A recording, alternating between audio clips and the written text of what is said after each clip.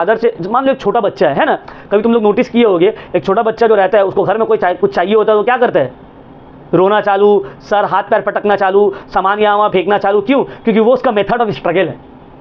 इसी वो जान रहा है जब हम रोएंगे, हाथ पैर पटकेंगे तो मम्मी पापा चॉकलेट ला के देगा हमको, टॉय ला के देगा। ऐसे हम इज्जत से बोलेंगे अगर मम्मी हमको एक तो 100 रुपये वाला चॉकलेट दिला दीजिए, वो दिलाएगी नहीं। तो मेथड, उसका ऑब्जेक्टिव क्या है, चॉकलेट लेना। अब उसका मेथड ऑफ स्ट्रगल क्या, वो मेथड अप्लाई करेगा चॉकलेट लेने के लिए, रोगा, बोलेगा स्कूल नहीं जाएंगे पढ़ने, हाथ पैर पटकेगा, सामान यहाँ वहाँ करेगा, बिखराएगा, चिल्लाएगा। ये उसका मेथड ऑफ स्ट्रगल हो गया। समझ में आया मेरा बात? उसी तरह अर्ली नेशनलिस्ट का ये सब ऑब्जेक्टिव्स था। अब ये ऑब्जेक्टिव को फुलफिल करने के लिए वो लोग क्या स्ट्रगल किया, उन लोग का स्ट्रगल का तरीका क्या था, तो वो अभी हम लोग पढ़ेंगे। ठीक है, देखो क्लास 10 ICSE हिस्ट्री का आज हम लोग 3rd चैप्टर करने जा रहे हैं और ये चैप्टर का नाम क्या है, objectives and methods of struggle of early nationalists. ठीक है, हम लोगों को जो फ्रीडम मूवमेंट है, इंडिया का जो फ्रीडम मूवमेंट है, उसको 4 पार्ट में डिवाइड किया जा सकता है। ठीक है, हम लोगों का जो फ्रीडम मूवमेंट है उसको 4 पार्ट में डिवाइड किया जा सकता है। कौन कौन सा? पहला है first phase, the early nationalist phase.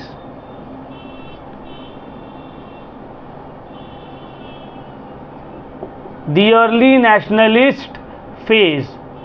उसके बाद दूसरा है द एसर्टिव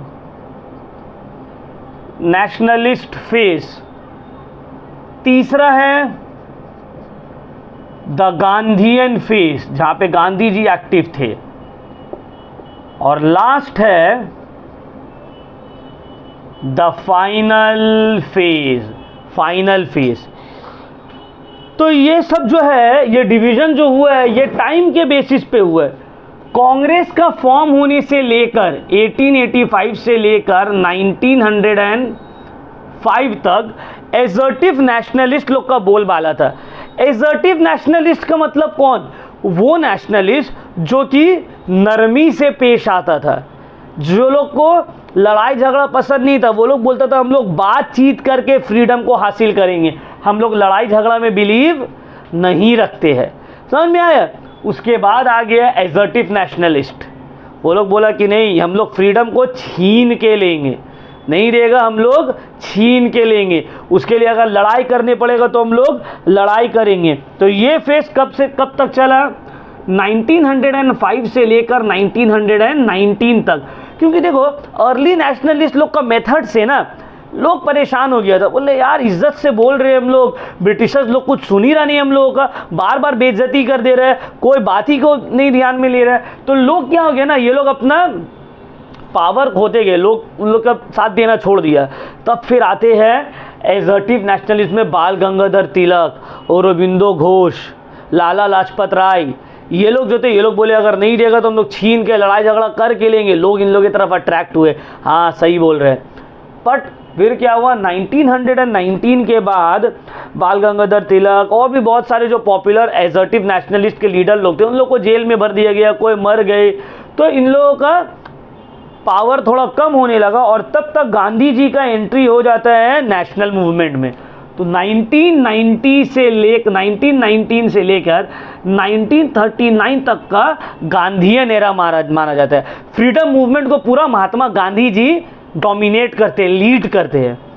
और फिर इसके बाद गांधी जी को भी जेल में भर दिया गया। तो फाइनल फेज जो आता है 1940 से 1947 के बीच में। समझ में आ रहा है? तो ये 4 फेज में हम लोग अपना नेशनल मूवमेंट को डिवाइड कर सकते हैं। क्लियर हो गया पॉइंट? तो ये चैप्टर में हम लोग क्या पढ़ेंगे, ये चैप्टर में हम लोग ये वाला पढ़ेंगे बस, द अर्ली नेशनलिस्ट फेज 1885 से लेकर 1905 तक का जो अर्ली नेशनलिस्ट लोग का फेज था, हम लोग उन लोगों का क्या मेथड था, वो लोग कैसे करके अपने बात को आगे रखते थे, कौन कौन इसमें आते हैं, इसके बारे में हम लोग पढ़ेंगे। तो 3 वेरी पॉपुलर लीडर जो कि अर्ली नेशनलिस्ट में आते थे, जिनको अर्ली नेशनलिस्ट में जोड़ा जाता था। अच्छा, अर्ली नेशनलिस्ट जो है इसमें कौन कौन आते थे? सबसे पहला जो फेमस नाम है वो है हम लोग का दादा भाई नेहरू का, दूसरा है गोपाल कृष्ण गोखले का, ठीक है, तीसरा है फिरोज शाह मेहता का, जस्टिस रानाडे का, सुरेंद्र नाथ बैनर्जी, राज बिहारी बोस, WC बैनर्जी, ये सब क्या थे? अर्ली नेशनलिस्ट थे। ये लोग लड़ाई झगड़े के ऊपर बिलीव नहीं रखते थे। तो क्लियर हो गया, अर्ली नेशनलिस्ट मतलब कैसा? जो लड़ाई झगड़ा में बिलीव नहीं रखता है, जो कॉन्स्टिट्यूशनल मीन्स से इंडिया को फ्रीडम दिलाने का बात कर रहे थे। ठीक है, इसमें कौन कौन से आते हैं? कोई 2-3 लीडर का नाम जो अर्ली नेशनलिस्ट में आते हैं: सुरेंद्र नाथ बैनर्जी, उमेश चंद्र बैनर्जी, दादा भाई नेहरूजी, गोपाल कृष्ण गोखले, राज बिहारी बोस। क्लियर हो गया पॉइंट? 4-5 नाम याद रखने का। तो अब हम लोग को पढ़ना है इन लोगों का क्या था objectives. What were the objectives of the early nationalist? क्या मोटिव था उन लोगों का? तो अर्ली नेशनलिस्ट लोग का हम लोग पढ़ेंगे ऑब्जेक्टिव। तुम कोई भी काम करते हो तो उसके पीछे तुम्हारा क्या रहता है? ऑब्जेक्टिव। तुम स्कूल में भी एडमिशन लिए हो, एक ऑब्जेक्टिव है। मेरे पास पढ़ने भी आ रही हो तो उसके पीछे एक ऑब्जेक्टिव है ना? तो हर चीज के पीछे क्या रहता है? एक ऑब्जेक्टिव। तो उसी तरह अर्ली नेशनलिस्ट लोगों का क्या ऑब्जेक्टिव था? हम लोगों को यह पढ़ना है कि अर्ली नेशनलिस्ट लोगों का ऑब्जेक्टिव क्या था। तो सबसे पहला जो उन लोगों का ऑब्जेक्टिव था, हम लोग का ऑब्जेक्टिव का पहले हेडिंग लिख देते हैं। ठीक है, तो नंबर 1 उन लोग का ऑब्जेक्टिव था कॉन्स्टिट्यूशनल रिफॉर्म्स। वो लोग क्या चाहते थे? Constitutional reforms. क्या मतलब सर इसका? कॉन्स्टिट्यूशनल रिफॉर्म्स का क्या मतलब होता है? कॉन्स्टिट्यूशनल रिफॉर्म्स का मतलब है कि कॉन्स्टिट्यूशन, हम लोग पढ़े ना पहला चैप्टर में कॉन्स्टिट्यूशन के बारे में, तो कॉन्स्टिट्यूशनल रिफॉर्म्स चाहते थे। वो लोग चाहते थे कि कॉन्स्टिट्यूशन जो है कंट्री का, उसमें कुछ रिफॉर्म्स लाइए, कुछ चेंजेस लाइए। वो लोग ये नहीं बोले थे ब्रिटिशर्स को कि छोड़ के भागो। उन लोग बोल रहे थे आप लोगों का जो कॉन्स्टिट्यूशन है जिससे आप लोग इंडिया को गवर्न करो, उसमें कुछ चेंजेस ला दीजिए ना प्लीज़। क्या क्या चेंजेस, क्या क्या कॉन्स्टिट्यूशनल रिफॉर्म्स का बात कर रहे थे उन लोग? पहला बोल रहे थे abolition of the Indian council. एक इंडियन काउंसिल है, मतलब एक काउंसिल बनाया गया था जो कि ब्रिटिशर्स को हेल्प करता था इंडिया को गवर्न करने में। बोल रहे थे कि वो काउंसिल को आप ख़त्म कर दीजिए, हटा दीजिए, एबोलिस्ट कर दीजिए। तो पहला क्या था? Abolition of the Indian council. दूसरा बोले इन लोगों को कि आप लेजिस्लेटिव काउंसिल जो है उसको एक्सपैंड करिए। लेजिस्लेटिव काउंसिल उस वक्त का पार्लियामेंट था, जैसे अभी का पार्लियामेंट है ना, अभी का पार्लियामेंट है, पार्लियामेंट में सब काम होता है, रूल बनता है। उस वक्त लेजिस्लेटिव काउंसिल में बनता था ब्रिटिशर्स के दौरान। तो बोल रहे थे कि लेजिस्लेटिव काउंसिल का सीट्स को बढ़ाइए, बड़ा करिए। समझ में आ रहा है? दूसरा इन लोगों का मांग था। तीसरा था कि काउंसिल के पास और पावर दीजिए। काउंसिल जो था वो तो सिर्फ नाम का था। अभी जैसे पार्लियामेंट के पास पावर है, उस वक्त काउंसिल के पास उतना पावर नहीं था। जो करेगा वाइसरॉय ही करेगा। काउंसिल को बस नाम के लिए रख दिया गया था। तो बोला गया कि नहीं, ऐसे नाम के लिए मत रखिए काउंसिल को, काउंसिल को पावर दीजिए, काउंसिल के हाथ में पावर दीजिए फैसला लेने का। ठीक है, और बोले कि एक colonial form of self government introduce कर दीजिए। क्या बोला गया? Colonial form of self government. Colonial form of self government का मतलब होता है हेड ब्रिटिशर्स ही रहेगा, बट बहुत सारा पावर इंडियंस के हाथ में आ जाएगा। समझ में आ रहा है? जैसे अभी हम लोग क्या कंप्लीट इंडिपेंडेंट है, उस वक्त बोला गया था colonial form of independence self government. मतलब हम लोग मानेंगे कि हाँ ब्रिटिश सुपीरियर है, ब्रिटिश हम लोगों के ऊपर रूल कर रहा है, लेकिन इंटरनल मैटर हम लोगों के हाथ में रहने दीजिए। तो ये सब कॉन्स्टिट्यूशनल रिफॉर्म्स ब्रिटिशर्स से डिमांड कर रहा था। कौन?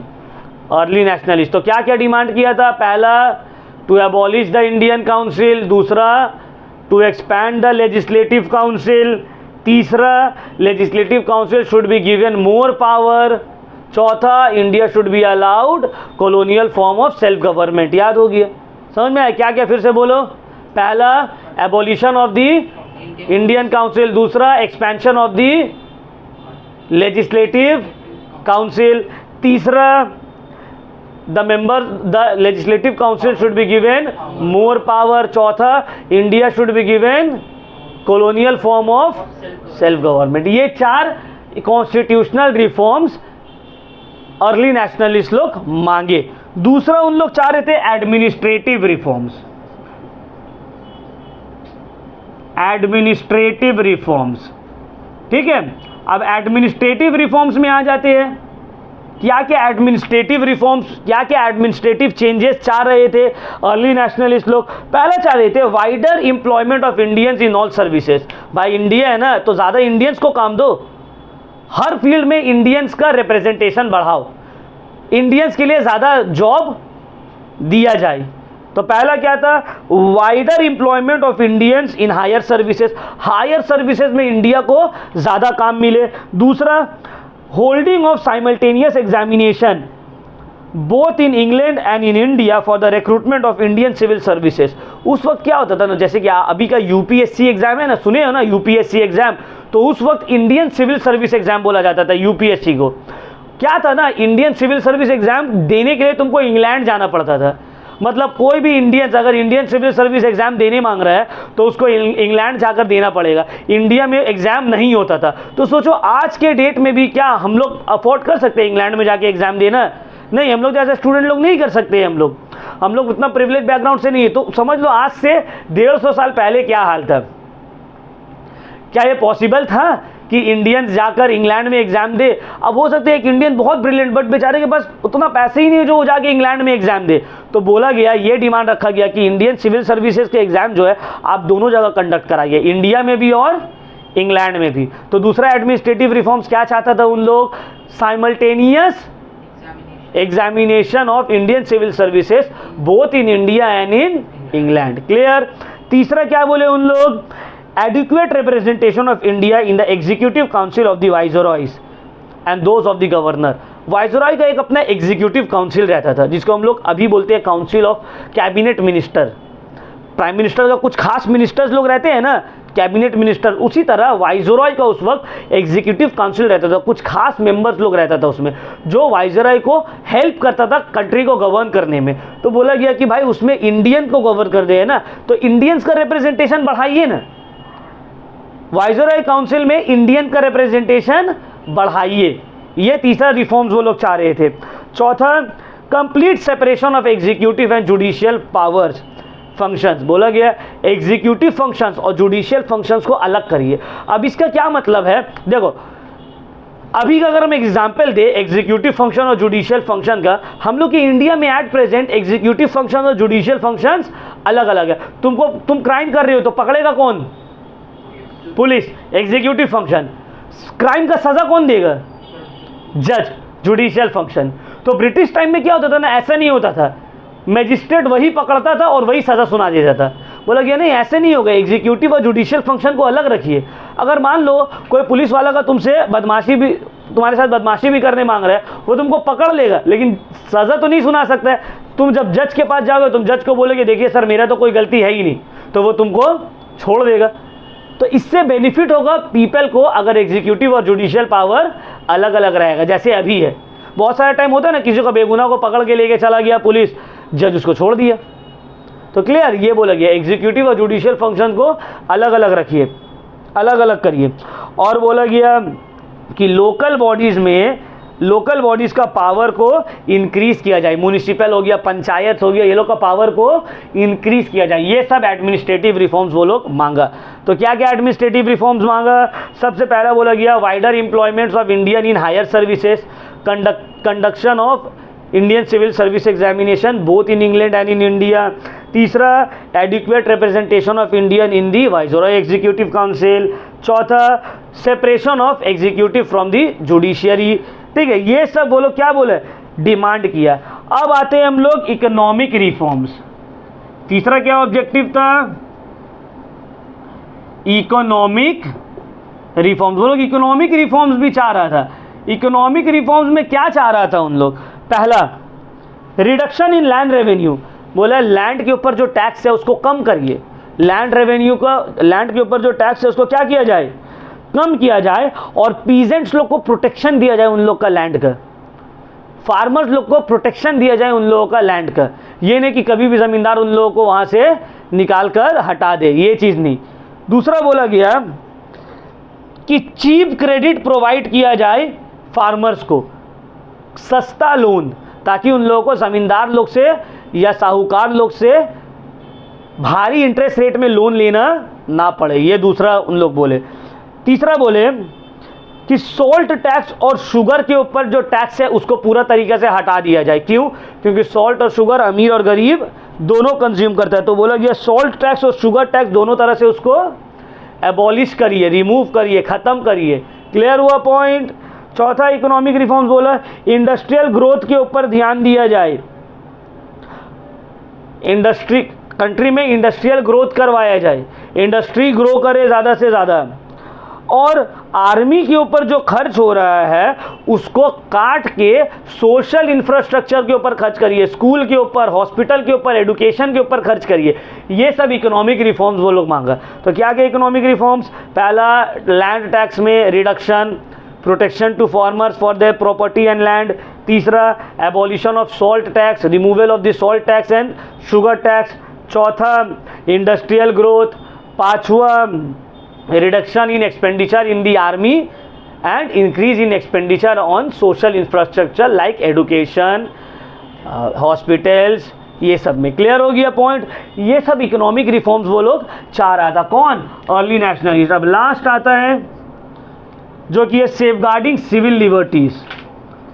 सेफगार्डिंग सिविल लिबर्टीज मतलब लोगों का लिबर्टी को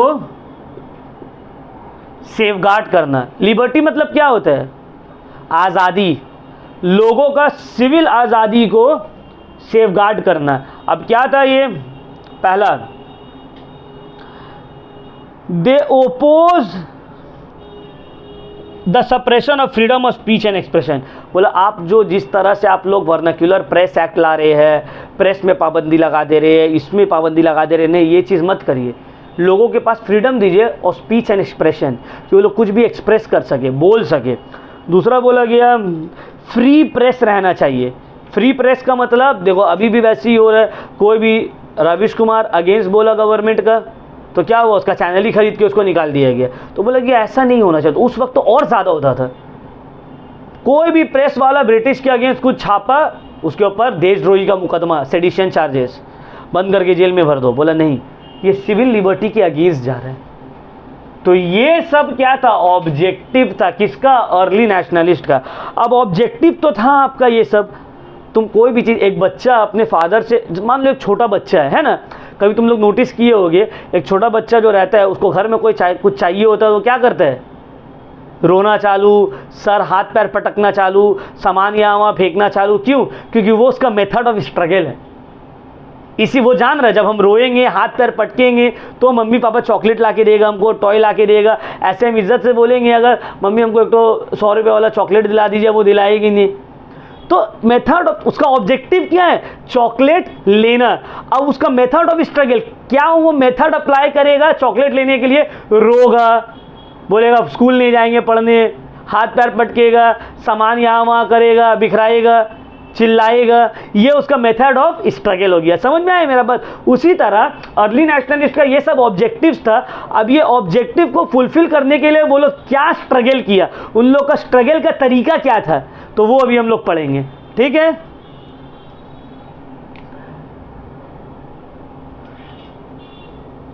मेथड्स ऑफ स्ट्रगल।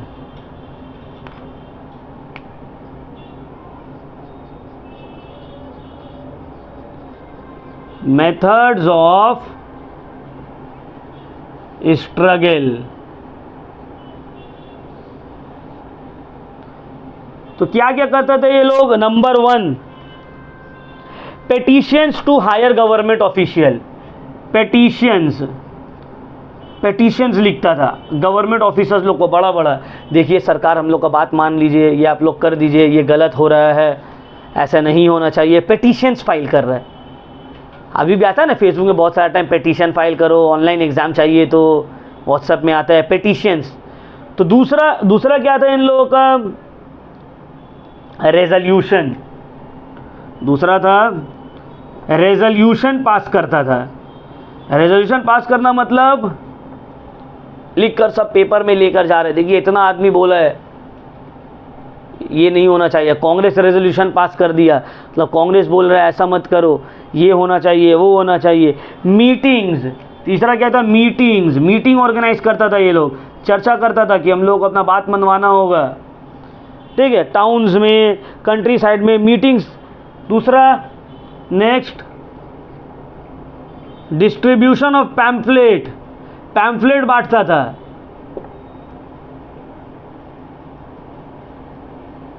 तो है ना, पैम्फलेट बांटा, लो देखिए हम लोग को ये चीज़ करवाना है, ये चीज़ मनवाना है गवर्नमेंट से, ठीक है। तो ये सब क्या था, सेंडिंग डेलीगेट्स, मतलब कुछ लोगों को मिलने बुलाता था, मिलने जाता था, कुछ लोग मिलकर हायर ब्रिटिश ऑफिशियल से मीटिंग करता था। जैसे कि ब्रिटिश पार्लियामेंट में कुछ लोगों को भेज दो, जाके वहाँ मीटिंग करे कि देखिए हम लोग का ऐसा ऐसा प्रॉब्लम है, प्लीज़ हम लोग का बात सुन लीजिए ना। डेलीगेट्स भेजता था हायर ब्रिटिश ऑफिशियल्स को, ठीक है। तो ये सब क्या था, ये सब था मेथड्स ऑफ स्ट्रगल। अब तुम बोलो, तुम इतना बड़ा चीज़ मांग रहे हो और इस तरह से मांगोगे, मिलेगा? मिलेगा? तुम घर में भी जाके बोलोगे अच्छे से कि हमको जो है एक तो बाइक दिला दीजिए, तो मिल जाएगा तुमको? तुमको कुछ करना पड़ेगा। तो तुम कुछ बड़ा कर दो, बहुत अच्छा मार्क्स लेके आ गए, घर वालों को एकदम खुश हो गया, या तो तुम एकदम जिद पकड़ लिए, चाहिए ही चाहिए वरना पढ़ेंगे नहीं आगे, हम स्कूल ट्यूशन कुछ नहीं जाएंगे, खाना वाना कुछ नहीं खाएंगे। तो मेथड्स ऑफ स्ट्रगल भी तो वैसा रहना चाहिए कि तुम्हारा ऑब्जेक्टिव्स को फुलफिल कर पाए। वो ऑब्जेक्टिव इतना बड़ा बड़ा और मेथड ऑफ स्ट्रगल लेटर लिख रहा, पैम्फलेट बांट रहा, ब्रिटिश बोल रहा करो कोई बात नहीं, क्या है उससे हमको? समझ में आ रहा है बात? क्लियर हुआ पॉइंट? तो ये सब कोई काम का नहीं था। इसी वजह से तो अर्ली नेशनलिस्ट अपना पॉपुलैरिटी खो दिया। समझ में आया बात? तो क्लियर हो गया क्या क्या ऑब्जेक्टिव था और क्या क्या मेथड्स ऑफ स्ट्रगल था। समझ में आया? कुछ पूछना है इसमें? चलो अब हम लोग आगे बढ़ते हैं। अब देखो, तीन बहुत पॉपुलर लीडर थे अर्ली नेशनलिस्ट का, जिसमें से एक है नंबर 1 दादा भाई नेरोजी। दादा भाई नेरोजी तीन बहुत पॉपुलर लीडर थे, जिसमें से एक थे दादा भाई नेरोजी, ठीक है। अब इनके बारे में कुछ जान लेते हैं। दादा भाई नेरोजी को बोला जाता है grand old man of India. क्या बोला जाता है? Grand old man of India. ये एक बुक लिखे थे, वो बुक का नाम था un-British rule in India. Un-British rule in India, ठीक है। ये पहले इंसान थे जो इंडिया का नेशनल इनकम को कैलकुलेट करने का कोशिश किए थे, और अपने बुक में ये बताए थे ड्रेन ऑफ वेल्थ थ्योरी को। ड्रेन ऑफ वेल्थ थ्योरी का मतलब, उसमें वो एक्सप्लेन किए कैसे करके ब्रिटिशर्स इंडिया का खजाना लूट के इंग्लैंड ले जा रहे हैं। समझ में आ गया इनका बैकग्राउंड? समझ में आ गया? अब हम लोगों का सिलेबस में है कि इनका कोई भी 2 कंट्रीब्यूशन जो फ्रीडम स्ट्रगल में रहा है वो बताना है। तो देखो, बहुत सारा कंट्रीब्यूशन है, लगभग 5 है ना, 5-6 बुक में दिया हुआ है। हम तुम लोग को सब एक्सप्लेन करेंगे, तुम लोग को कोई भी 2 याद रखना पड़ेगा। समझ में आ रहा है? तो चलो हम लोग स्टार्ट करते हैं। पहला, इनको बोला जाता है, कंट्रीब्यूशन क्या है इनका?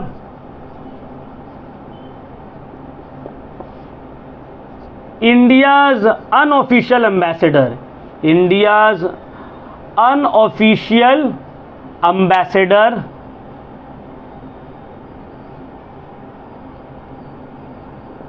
To England. इनको बोला गया ये इंडिया के अनऑफिशियल एम्बेसडर है इंग्लैंड में। एम्बेसडर का मतलब क्या हुआ? एम्बेसडर गाड़ी का बात नहीं हो रहा है। एम्बेसडर का मतलब होता है मैसेंजर। समझ में आ रहा है? जो एक मैसेंजर, या बोल सकते हैं तुम्हारा रिप्रेजेंटेटिव। जैसे कि अभी देखो, मान लो किसी के कोई दुबई घूमने जा रहा है, अब दुबई में कुछ प्रॉब्लम हो जाता है इंडियंस को, तो वहाँ का जो एम्बेसी है वहाँ पे जाकर हम बोलेंगे कि देखिए मेरे साथ ये प्रॉब्लम हुआ, तो इसको क्या बोला जाता है? तो एम्बेसी में जो लोग रहता है जो कि इंडिया को रिप्रेजेंट कर रहा है फॉरेन जगह में, उसको बोला जाता है एम्बेसडर। तो दादा भाई नेहरू को भी बोला गया है अनऑफिशियल एम्बेसडर। क्यों?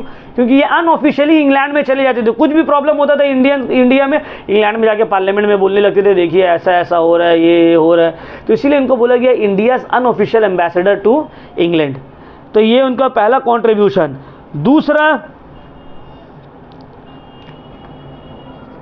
Founding members of Congress.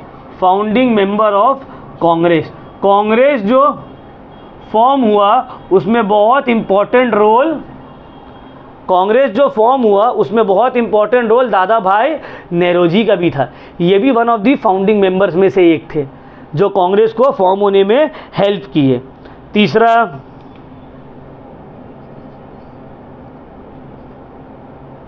Historic Kolkata session. देखो इसको हम लोग डिटेल में नेक्स्ट चैप्टर में पढ़ेंगे।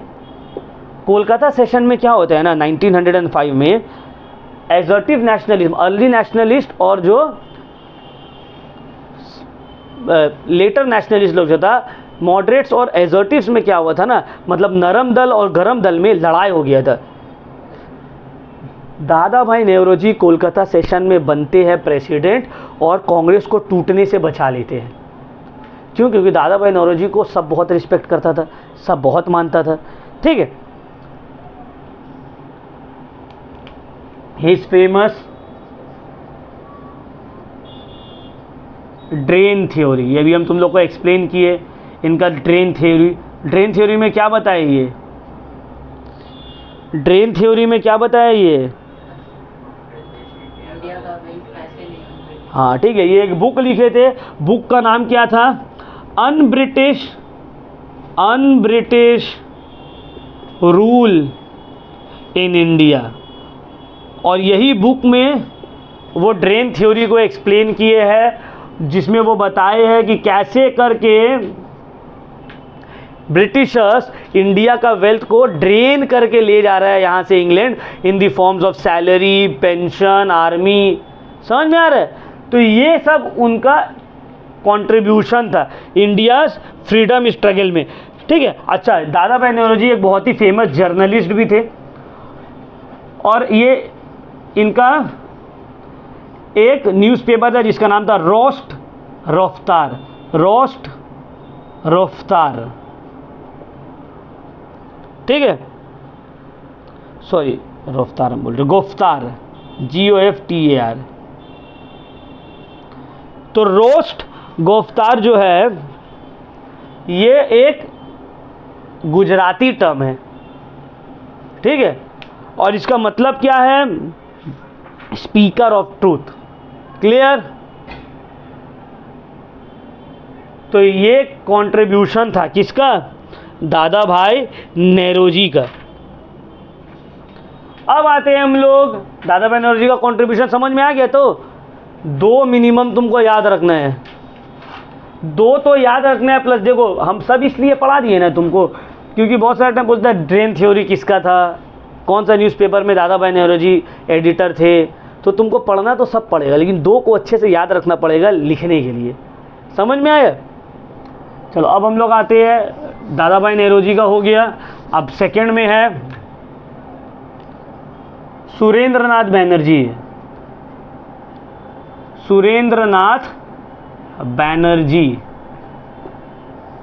क्लियर हो गया? अब देखो सुरेंद्रनाथ बैनर्जी का क्या कंट्रीब्यूशन है। पहला, सुरेंद्रनाथ बैनर्जी को एक और नाम से जाना जाता है, उनको हम लोग क्या नाम से जानते हैं? इंडियन ब्यूर्क।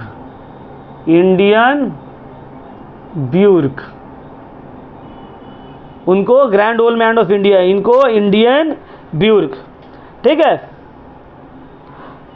अब ये जो थे एक इंडियन सिविल सर्विसेज ऑफिसर थे, मैजिस्ट्रेट थे, बट ब्रिटिशर्स इनको हटा देता है फालतू का झूठा चार्जेस लगा के, तो ये नेशनल मूवमेंट ज्वाइन कर लेते हैं। ठीक है, तो इनका कंट्रीब्यूशन क्या है? पहला, फाइट अगेंस्ट इनजस्टिस एंड रेप्रेशन। ये लड़े इनजस्टिस के अगेंस्ट, जुल्म के अगेंस्ट, इंडियंस के लिए। ठीक है। कैसे लड़े ये लड़े जब इंडियन सिविल सर्विसेज का एज लिमिट कम किया गया 21 से 19 साल, ये प्रोटेस्ट किए और वापस से उस एज लिमिट को बढ़ाने में हेल्प किए। Arms act, vernacular press act, ये सब के अगेंस्ट वो आवाज़ उठाए कि नहीं ये सब गलत है। Elective office conveyed Indian national conference, देखो फाउंडेड इंडियन नेशनल कॉन्फ्रेंस। अब देखो ये जो इंडियन नेशनल कॉन्फ्रेंस है यही आगे चलकर इंडियन नेशनल कॉन्फ्रेंस में कन्वर्ट हो जाता है, इंडियन नेशनल कांग्रेस में। ये इंडियन नेशनल कॉन्फ्रेंस जो सुरेंद्रनाथ बैनर्जी स्टार्ट किए थे ये एक तरह का पिलर था इंडियन नेशनल कांग्रेस का, समझ में आया? तो इनका बहुत इंपॉर्टेंट रोल था। अच्छा, एज अ जर्नलिस्ट भी ये बहुत काम किए, एज अ जर्नलिस्ट भी ये बहुत काम किए। इनका एक पेपर था जिसका नाम था द बंगाली, इसमें ये एडिटर थे, लिखते थे। अब देखो न्यूज़पेपर उस वक्त का व्हाट्सअप था।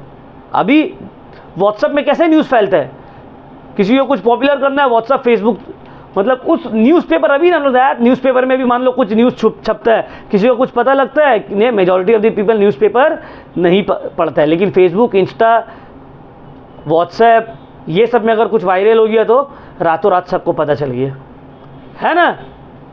तो ये जो है न्यूज़पेपर, हम लोग जब हिस्ट्री पढ़ेंगे ना तो न्यूज़पेपर को बहुत ध्यान से समझना है। क्यों? क्योंकि न्यूज़पेपर उस वक्त का सोशल मीडिया था। उस वक्त क्या होता था ना, ये अभी क्या है न्यूज़पेपर पढ़ता भी है जो लोग पढ़ा लिखा है, वो जो पढ़ा लिखा नहीं है वो उसको न्यूज़पेपर से कोई लेना देना नहीं है, लेकिन व्हाट्सअप सबका हाथ में, वो पढ़ा लिखा रहे या नहीं रहे। तो उस वक्त क्या होता था ना, ब्रिटिश इंडिया में लोग बाहर न्यूज़पेपर लेके बैठते थे। अब जिसको पढ़ने आता है वो पढ़ता था और बाकी सब सुनता था। मतलब उस वक्त का यूट्यूब खोल दिया, सब पूरा फैमिली देख रहा है, तो ऐसा होता था। तो बहुत इंपॉर्टेंट था न्यूज़पेपर का role in the India struggle. Clear हो रहा है पॉइंट? अभी होता है बहुत कम, अब तो गांव वाले लोग भी सब फेसबुक, इंस्टा, यूट्यूब यूज़ कर रहा है, टिकटॉक, वहाँ पे भी तो यूज़ हो रहा है अब।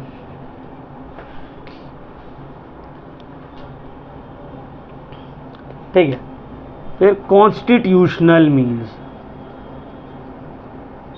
ये कॉन्स्टिट्यूशनल मीन्स के थ्रू फ्रीडम चाहते थे, लड़ाई झगड़ा नहीं करना है, constitutional means non violent. Clear? चलो अब हम लोग आते हैं लास्ट, जो कि है गोपाल कृष्ण गोखले। गोपाल कृष्ण गोखले, गोपाल कृष्ण गोखले जो है इनको बोला जाता है political father of Mahatma Gandhi. क्यों? क्योंकि महात्मा गांधी को पॉलिटिक्स में यही लाए। इनको क्या बोला जाता है? Political father of Mahatma Gandhi. Mahatma Gandhi को पॉलिटिक्स में कौन उतारा है? गोपाल कृष्ण गोखले। समझ में आया?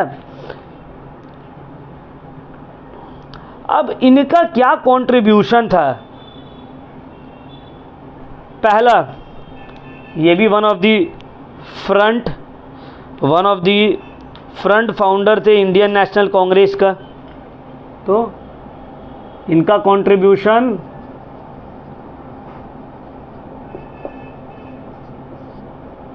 Founding member of the Congress,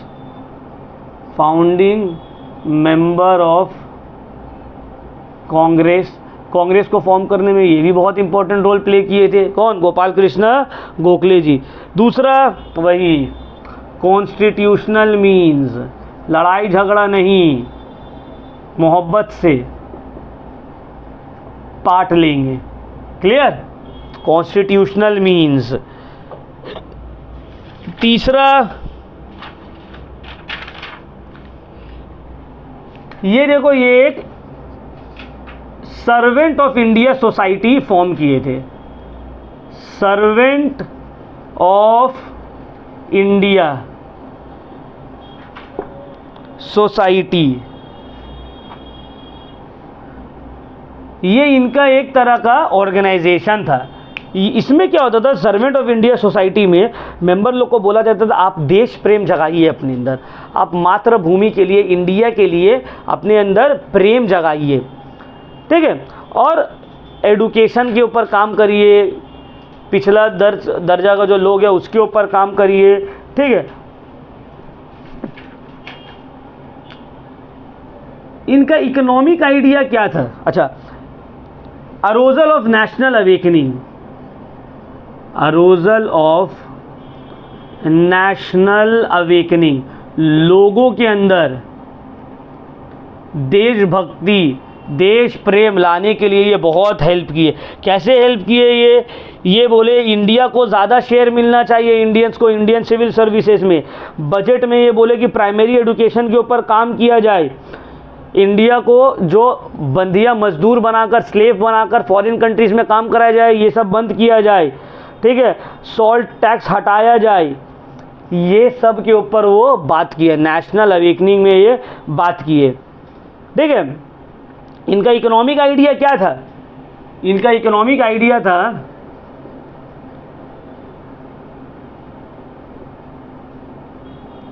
what were is economic ideas? इनका मानना था कि लैंड के ऊपर टैक्स कम किया जाए, फार्मर्स लोग को चीप लोन प्रोवाइड किया जाए, ठीक है, और लोगों को, इंडियंस को ज़्यादा से ज़्यादा एम्प्लॉयमेंट दिया जाए इन हायर सर्विसेज। ये सब इनका इकोनॉमिक आइडिया था। एम्प्लॉयमेंट जनरेट करो, टैक्स कम करो, ठीक है। तो कोई भी दो कंट्रीब्यूशन ये याद रख सकते हो तुम, servants of India society, economic ideas, दो सबका याद रखना। तो देखो, पढ़ाए तो इतना कुछ, तुमको पढ़ना क्या है, ये चैप्टर से क्या क्या पढ़ना है? ये चैप्टर से तुमको सबसे पहला पढ़ना पड़ेगा objectives of the Indian, objectives of the early nationalist, दूसरा देयर मेथड्स ऑफ स्ट्रगल, तीसरा any two contribution of Dadabhai Naoroji, Gopal Krishna Gokhale और सुरेंद्रनाथ बैनर्जी। हम रिपीट कर रहे हैं, ये चैप्टर से तुम लोगों को बस थोड़ा ही सा पोर्शन पढ़ना है। पहला objectives of the early nationalist, their methods of struggle और two contribution of Dadabhai Naoroji, Gopal Krishna Gokhale and Surendranath Banerjee. बस इतना पढ़ना है और बाकी ये चैप्टर से तुम लोगों को कुछ पढ़ने का ज़रूरत नहीं है। क्लियर? यही हम लोग का स्कोप ऑफ सिलेबस है। चलो, क्लास ख़त्म। थर्ड चैप्टर हम लोगों का हो गया है कंप्लीट। हिस्ट्री को पढ़ना अभी से चालू कर दो, क्योंकि हिस्ट्री का सिलेबस बहुत वास्ट है।